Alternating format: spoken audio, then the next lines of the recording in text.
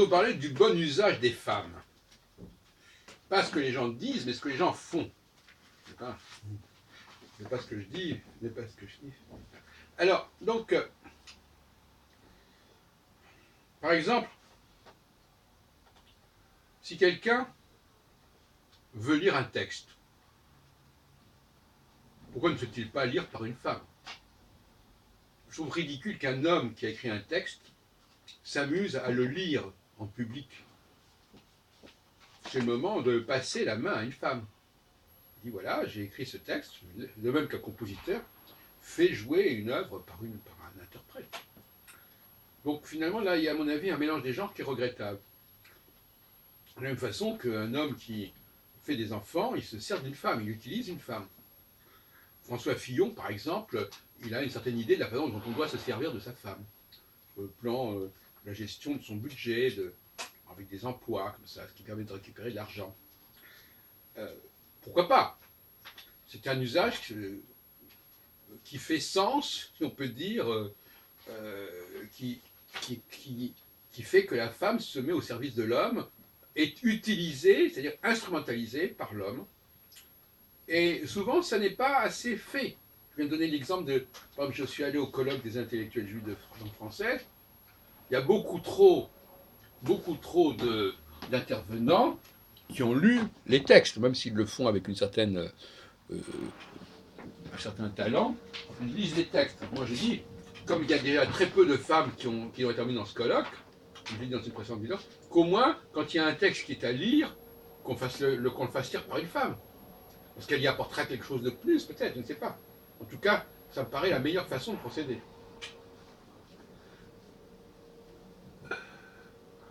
Paradoxalement, le couple, c'est une invitation à se servir de sa femme. La notion de famille, la notion de maisonnée, de maison, c'est des gens qui sont à votre service quelque part. Ce qui d'ailleurs ne justifie pas qu'on les paye. Mais au contraire, ils travaillent gracieusement. La femme à la maison, la mère, maîtresse de maison, elle n'était pas forcément payée. Donc, bon, aujourd'hui c'est un peu différent, mais finalement ça a été une tradition très ancienne. Si je demande un service à un enfant, à quelqu'un, même à un ami à la limite, ça n'a pas forcément à passer par la question de l'argent. Un ami, c'est quelqu'un qui fait des choses gratuitement. Autrement, je passe par un employé, c'est pas la même chose.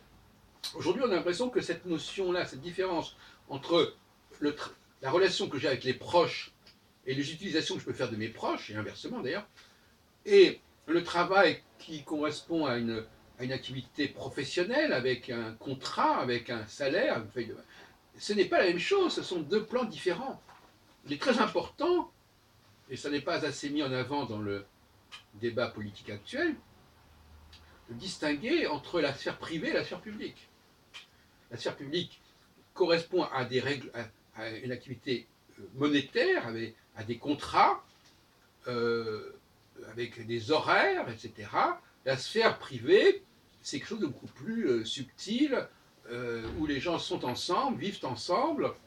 C'est la fameuse obligation pour un couple de vivre ensemble, de partager le même domicile conjugal. Et là, la question de l'argent ne doit pas être déterminante, dominante. Donc, oui, effectivement, nous avons une société où les hommes, si on considère que ce sont les chefs de famille, se servent de leur entourage. Et d'ailleurs, ça ressort des 10 commandements. Il y a notamment, alors il y a 2 commandements. Il y a le commandement sur le Shabbat, où ce Shabbat s'impose à tout ce qui fait partie, tout ce qui entoure l'homme, en quelque sorte. C'est-à-dire, voilà. Et surtout, le commandement sur la convoitise, où il est dit, tu ne convoiteras pas la femme de ton prochain, ni ceci, cela, ni son bétail, ni ses enfants, ni ses serviteurs, etc. Et on pourrait même dire ni ses objets, parce que finalement, aujourd'hui, parmi les outils, il y a les outils eux-mêmes, il y a l'ordinateur, etc. Ce sont des outils. Mais ce sont des outils au même titre que la femme, quelque part. Ou aux mêmes outils, enfin, il n'y a pas de différence fondamentale. Par exemple, quelqu'un qui vient dans un colloque, il le fait souvent maintenant avec le PowerPoint, il se sert d'outils. Alors, il arrive, il fait sa conférence et puis il a son ordinateur qui lance des vidéos, qui lance des images sur un écran. Donc, voyez-vous, donc là, c'est la même chose. Bon. Eh bien, il peut aussi faire lire son texte par quelqu'un d'autre. C'est plus correct, si vous voulez. Bon. Parce qu'on sait au moins que ça n'est pas un produit de première main. Le produit de première main, c'est la personne qui parle, comme moi je le fais là, je vous parle ici et maintenant, je ne vous lis pas un texte que j'ai écrit la veille ou même le matin, ou il y a 10 ans, je vous parle. Bon, évidemment, ce serait plus vivant si je parlais avec des gens qui me posaient des questions, mais c'est quand même quelque chose qui est frais.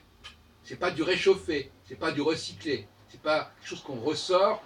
D'ailleurs, je faisais un exposé sur la post-datation, c'est-à-dire, voilà, je prends un truc qui est ancien, et puis je lui donne un petit label immédiat. Ah non, ça c'est une supercherie, c'est une imposture.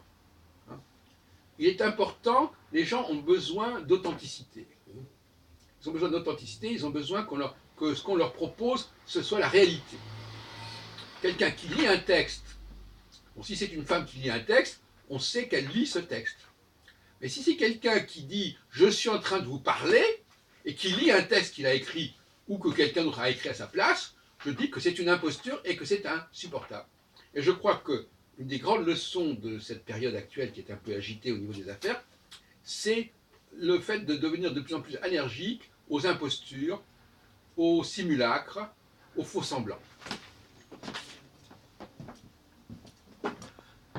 Ce qui veut dire que si l'on dit clairement que c'est la machine, par exemple, quand on va au cinéma, on n'est pas au théâtre. Bon, on sait très bien que le cinéma nous ressort des choses qui ont déjà été filmées. De même, quand on écoute France Info, on entend constamment les mêmes choses en boucle. Bon, je viens d'écouter France Info, à telle heure, c'était un texte, une demi-heure ou 2 heures après, c'était exactement la même chose, les mêmes enregistrements, etc. Bon, je trouve ça assez pénible, mais on le sait. On le sait. Imaginez une pièce de théâtre où, en réalité, tout soit truqué.